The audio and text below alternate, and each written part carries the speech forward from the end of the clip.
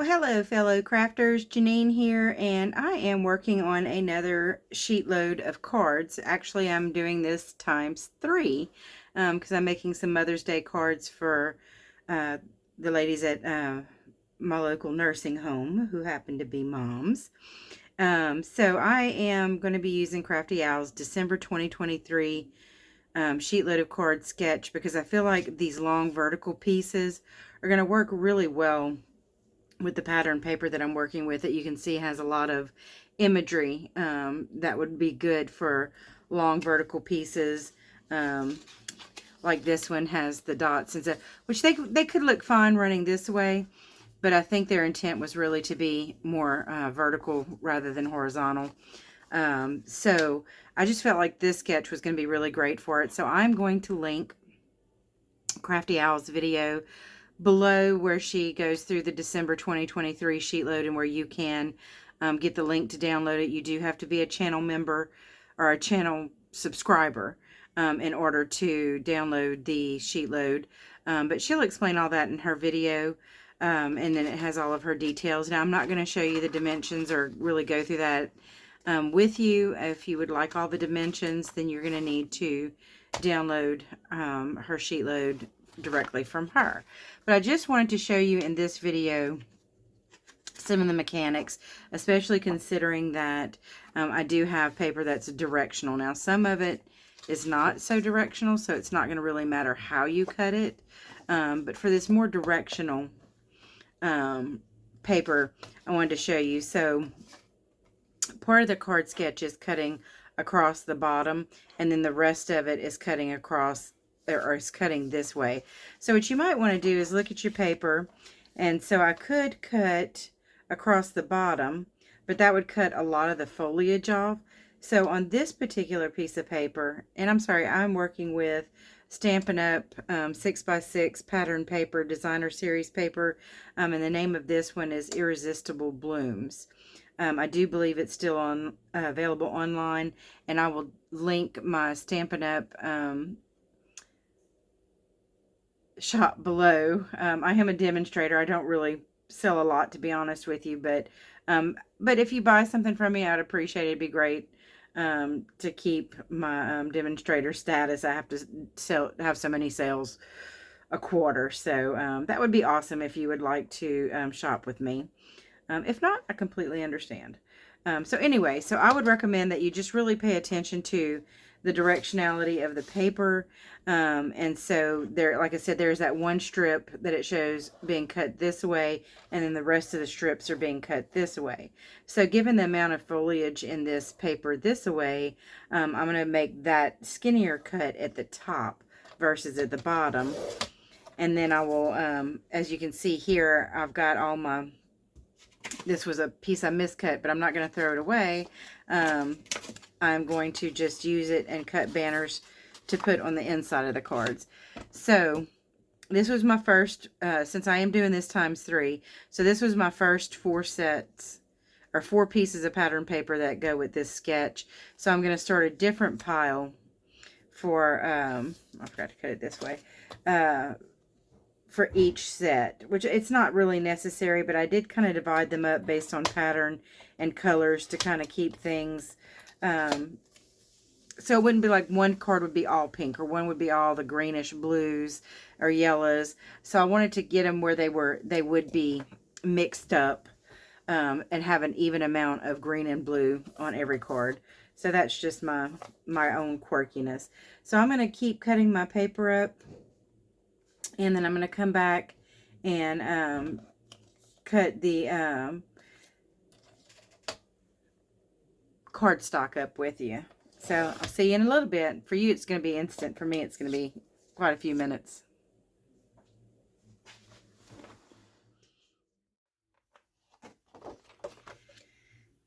Okay, so now that I have all of my pattern paper cut, and I am currently working on cutting my background mats. I did have a friend of mine found a great sale on the packets of Cricut Joy card bases and envelopes and inserts and so forth. I don't really use my Cricut Joy for that, So what I did, and she got the boxes of Cricket Joy card bases and envelopes like $1 a piece. So what I'm doing, because these colors work so absolutely beautifully with my pattern paper. So what I'm doing is taking the card bases, because it's really quite flimsy. I wouldn't use this as a card base anyway. And so I'm just cutting these apart at that 4.25 measurement. And that is leaving me a little bit of the fold here on one side. So I'm just barely running my trimmer at that little fold line. So I might get a little bit of the white card base showing through, but I'm okay with that. That really doesn't bug me that much. So I'm going to cut all those apart. Now for my mats, I'm sorry, my mind just went so blank there for a minute. I am going to use some gold cardstock. Now, Crafty Owl did leave a cutting guide for using 8.5 by 11 cardstock for the matting layers. But since I'm doing this times 3, I could follow her cutting guide. But another option is this wonderful cutting guide from SimplySimpleStamping.com, Connie Stewart. This is a wonderful resource, and I am going to link it below for you because it shows you on the 11-inch side. So you can go like, so some of the mats we're cutting are 1.25 by 5.25. So you can go to 1 1/4, which is 1.25, and then follow the column down to 5.25, which is 5 1/4. And so you can get 8 pieces if you cut the 1.25 and the 11-inch side.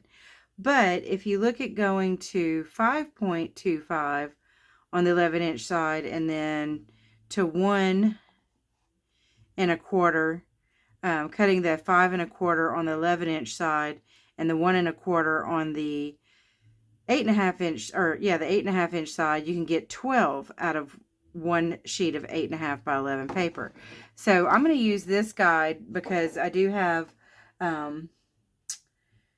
3 different sizes that I'm cutting times however many this is. A lot.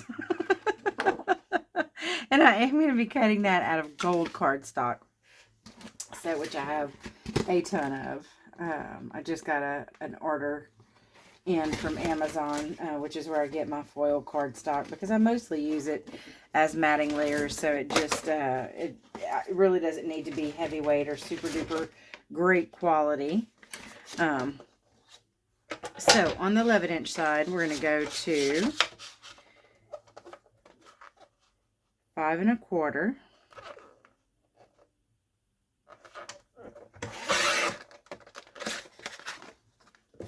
And then we're going to have 1 1/4. And for cutting cardstock, this much cardstock, I like using this bigger trimmer. Supposedly it is self-sharpening, and this is a lot of cutting. Now, if I was doing fine, intricate little cuts, I would not use this trimmer. It doesn't really do those finer. I mean, it will cut very fine, little tiny strips.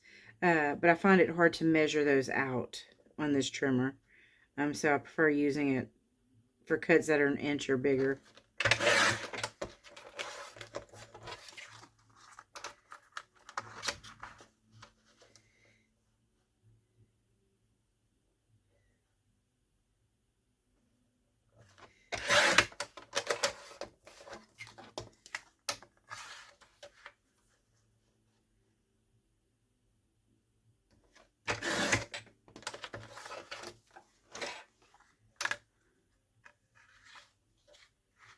That cut just a little bit rough. Now, one of the things I've noticed with this trimmer is you do kind of have to kind of angle it, like just tilt your hand a little bit to where you're tilting the blade towards the trimmer, and it cuts much smoother, much better. And I didn't do that on that last cut, and it cut kind of jagged.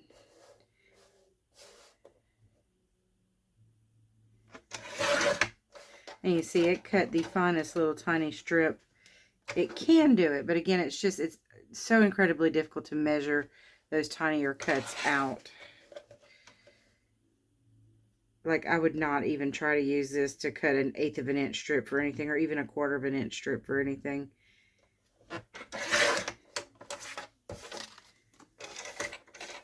And for whatever reason, I just prefer cutting towards me than away from me.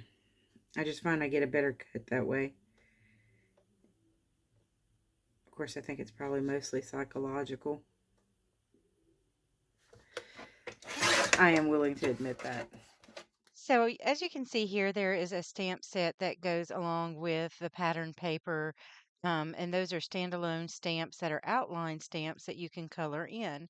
And it comes with the dies, or you can purchase the dies that will cut the stamped images, but the dies will also cut the flowers and the leaves from certain pages. And not all of the paper has images that can be cut with the dies, but the pages do.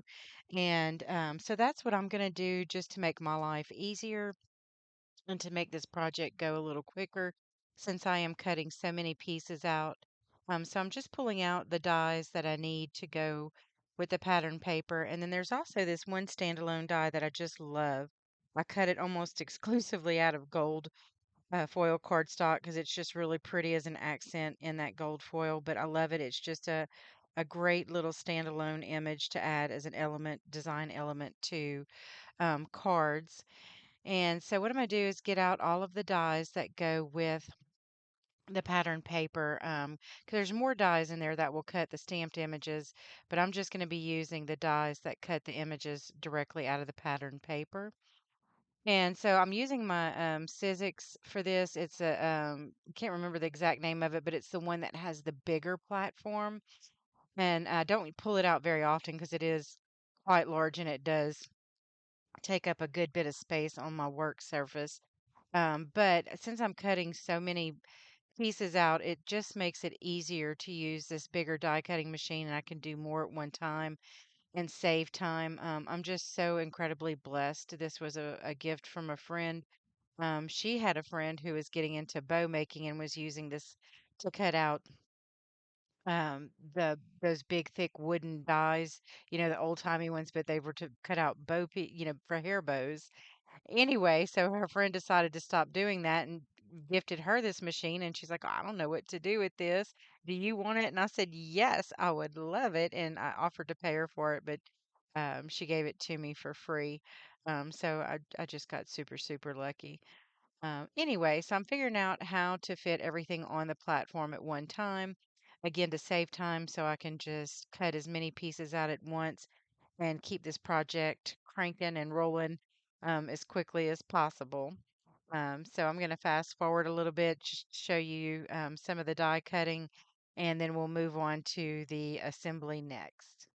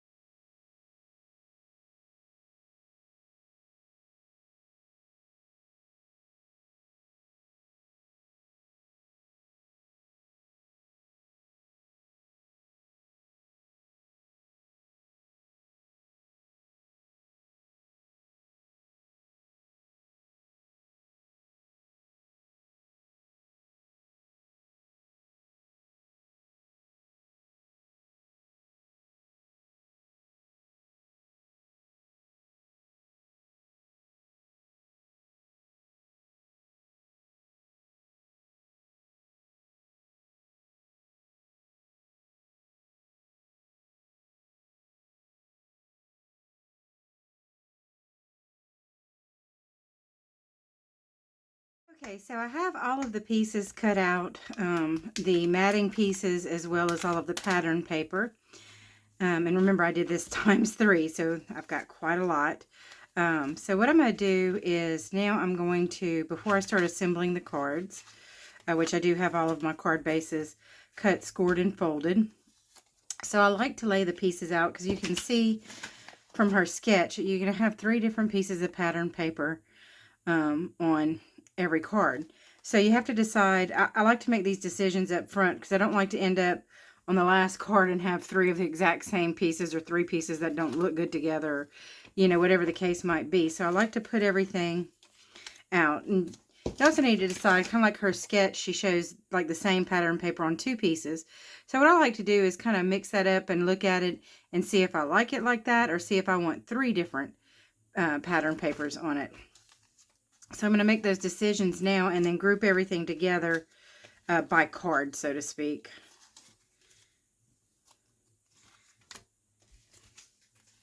So this does take a little extra time, but I've made that mistake in the past of just start putting cards together. You know, it's fun, right? And then realize like, oh, yeah, I ended up with the last 2 to 3 cards that the elements don't necessarily look that great together. I've got repeats where I didn't really want repeats or whatever the case might be. So let me, and then the other thing is, you know, because I have these kind of darker green pieces, bluish green pieces, kind of eucalyptus color, and then the pinks, yellow, orangey colors. So do I want 2 of the pinky orangey colors, you know, and then the darker green here, or do I really just want to mix it all up? So let's see how that looks. Let me actually move some of this so I have a little hole to work with.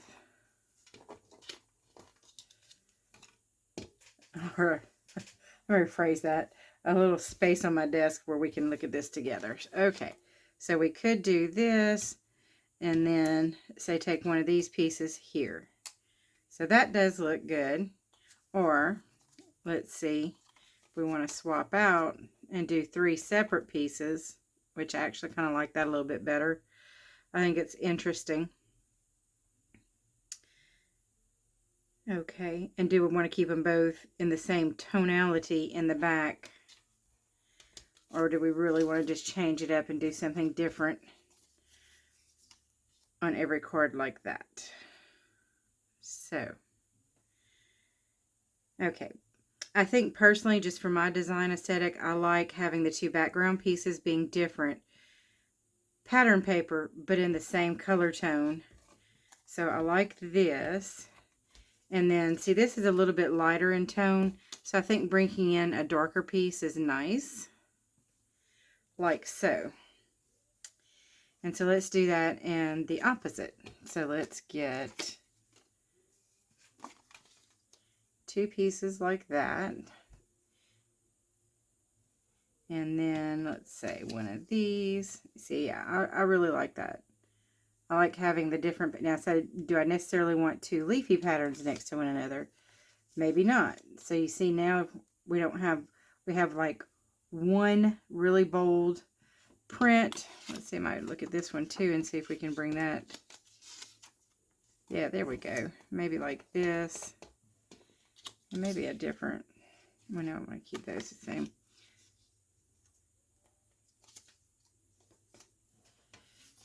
So maybe like that. So this is my process. So what I'll do is I'll do this for all 8 cards for each set that I'm doing. Go ahead and get everything paired up, and then, or yeah, all the card pieces that I want for the front of each card. And then I'm going to play around, and I might move pieces around if I find things are getting too much the same. Or if I get repeat pieces on one card, then I might have to change some things up.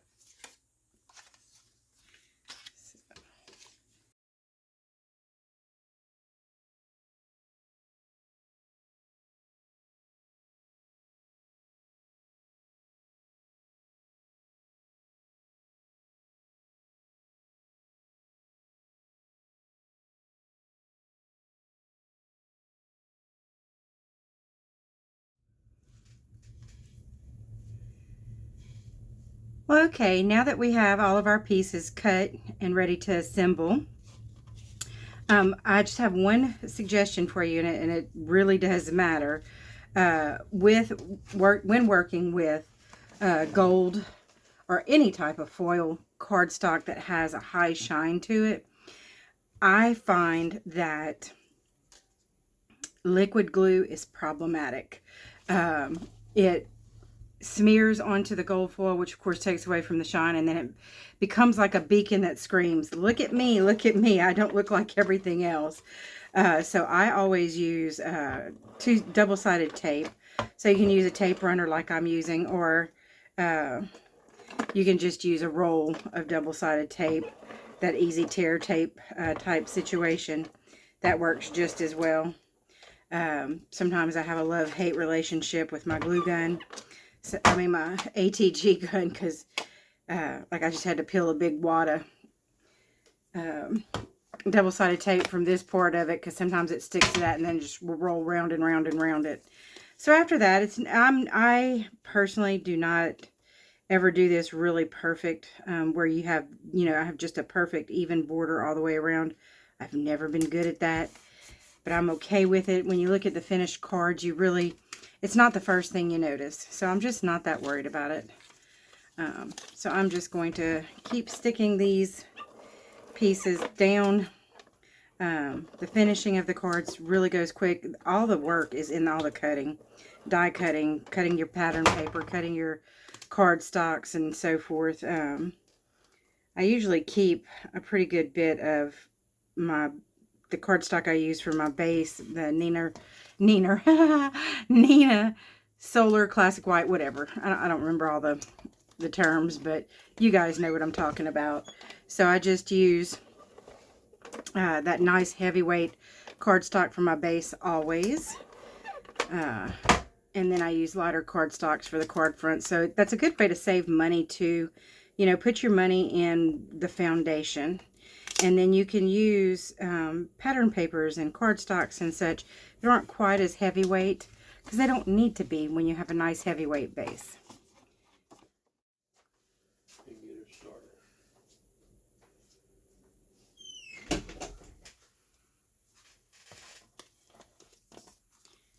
Okay, so once we've got all of the pattern paper adhered, I'm sorry, I need to get, I just nicked this nail really good in the kitchen while I was cooking.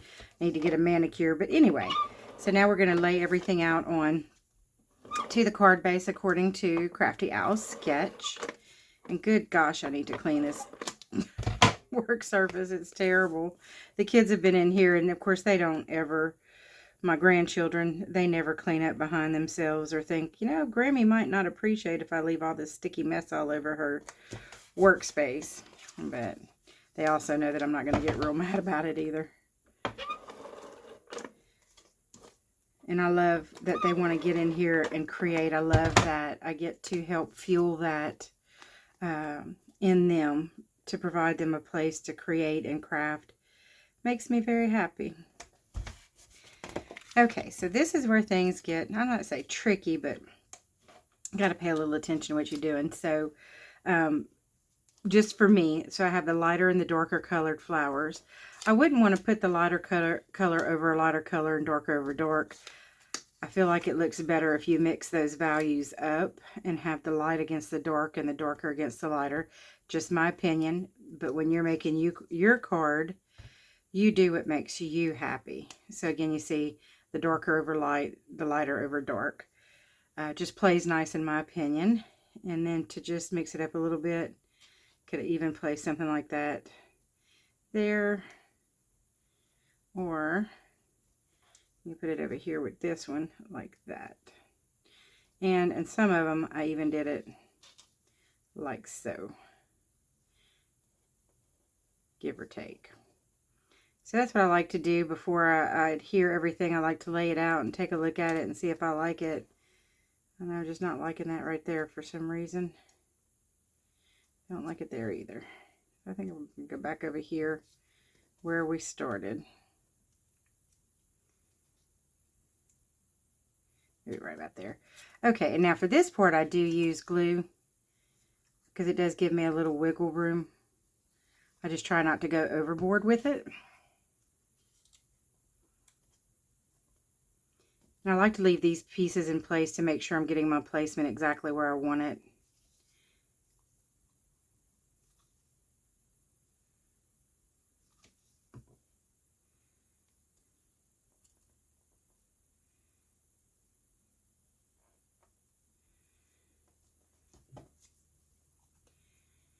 Is anybody watching the Bridgerton series? Are you ready for the next season to come out? I gotta say, I enjoy the series. I enjoy the storylines. The content sometimes is just a little too racy for my liking, but I usually just kind of fast forward through that stuff. It's not what I tune in for. I just really enjoy the storylines. I don't know. I like the people's accents. I like listening to them talk. My glue gun or my glue bottle appears to be a little clogged up.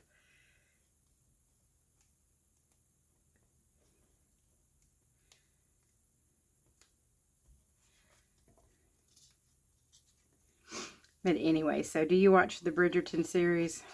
Is that your jam?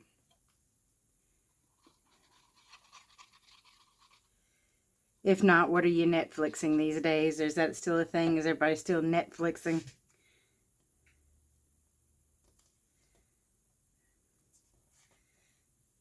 Okay, and then with this piece, I usually just glue it too, because now we have a lot of texture here, and so I find that the liquid glue, oh wait, before I do that, I almost forgot this piece. So with this, I could have done it behind, which I have done on some of them, like so. Some of them I've done them in front of the flowers like this, and some of them I put this piece down and did that on top of everything. Just a matter of aesthetic. I just kind of liked mixing it up and doing it differently so that every card would have a somewhat different flair to it. I don't like giving people just the exact same thing, especially since this is going into a place where people will be able to compare their cards. It's going to the nursing home, so I would like for everybody to feel like they got something really unique and special. And so, because I always get my fingers so gluey when I do stuff like this, and then I get that glue everywhere, what I do is just kind of press it down in a couple of spots, then flip it over and press down really good from the back side. And I find that helps keep things a little cleaner, because I'm a messy mess when it comes to glue. Okay, so let me glue this up again.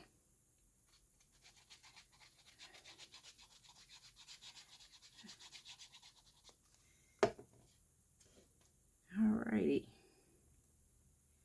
And there we have it. Beautiful Mother's Day cards.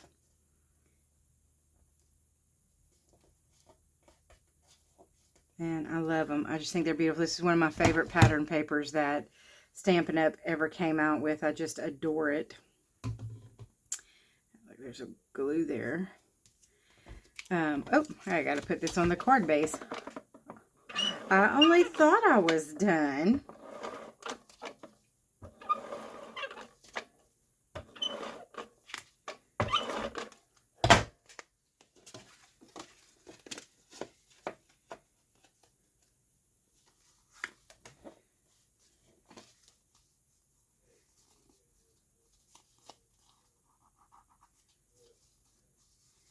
Okay, so this one I'm not going to stamp, and this is another thing I would like to point out is I am not putting a sentiment on the front of the card. I'm just going to leave it with the pattern paper. I think it's beautiful just the way it is.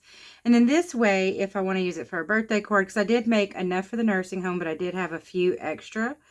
And so now I can use these for congratulations for graduates, for some of the female graduates I know. Or for a happy birthday, or if I forget somebody for Mother's Day, I can do that too. I can either put a small sentiment on the front, or like I did with the Mother's Day cards for the nursing home, I stamped Happy Mother's Day on the inside and then wrote a little note. So let me give you an overview of a few of the cards. I made 24 total using this sketch, so I'm just showing you 6 of them. Oh my gosh, I can count. I promise I can. But anyway, oh, and this one I dropped my ink pad on, so I'm thinking I might cut out some. I already peeled off.